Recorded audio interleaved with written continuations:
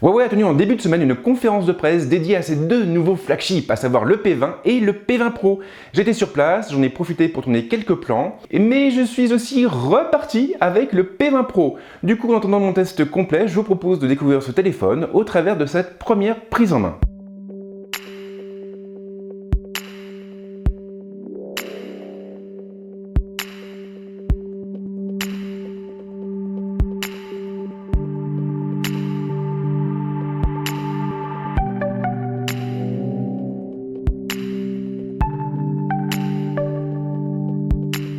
Cette vidéo sera assez courte, elle se focalisera essentiellement sur le packaging et les accessoires vendus avec le téléphone, mais également sur son design et son ergonomie. Pour aller plus loin, il faudra malheureusement attendre mon test, un test qui sera publié d'ici 1 ou 2 semaines environ.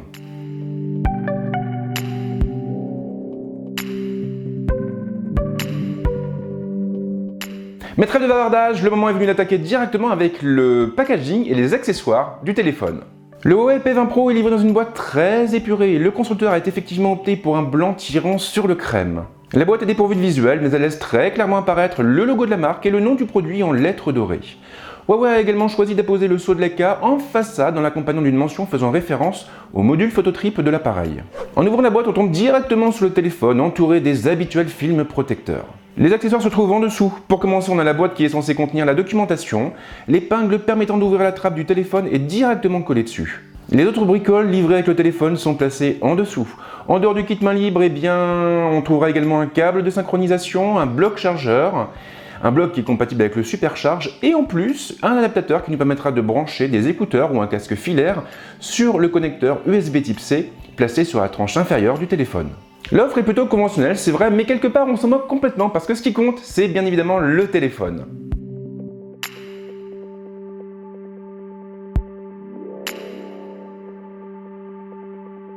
Le hasard fait visiblement bien les choses car le moment est justement venu de parler du design et de l'ergonomie du P20 Pro. Huawei a doté son téléphone d'un boîtier composé de deux plaques en verre, des plaques collées l'une à l'autre par le biais d'un châssis en métal. Plusieurs couleurs seront bien entendu proposées lors du lancement du terminal, un lancement calé à la date du 6 avril. En ce qui me concerne, c'est la version bleue qui m'a été confiée par le constructeur. L'ergonomie du téléphone est à la fois simple et intuitive. Huawei a en effet placé les 3 boutons physiques habituels sur la tranche droite.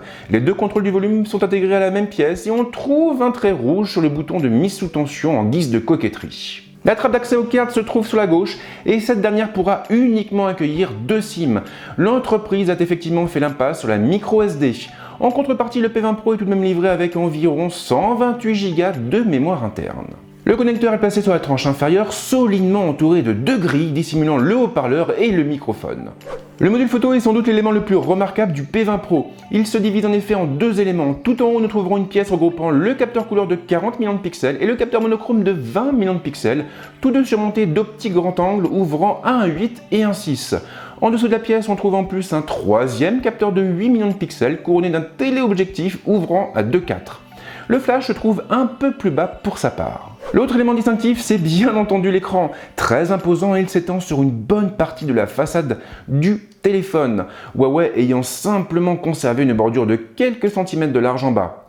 En haut, nous trouverons également une encoche longue de quelques centimètres. Cette dernière est beaucoup moins large que celle présente sur l'iPhone X. L'avantage de cette config, c'est que le constructeur a pu conserver un bouton d'accueil frontal, un bouton dissimulant le lecteur d'empreintes du terminal. Il ne se limite d'ailleurs pas à cette seule fonction, il sera ainsi capable de reconnaître différentes gestures. En effectuant les bons gestes, nous pourrons donc l'utiliser pour revenir sur l'écran précédent, accéder à l'écran d'accueil ou même lancer le multitâche.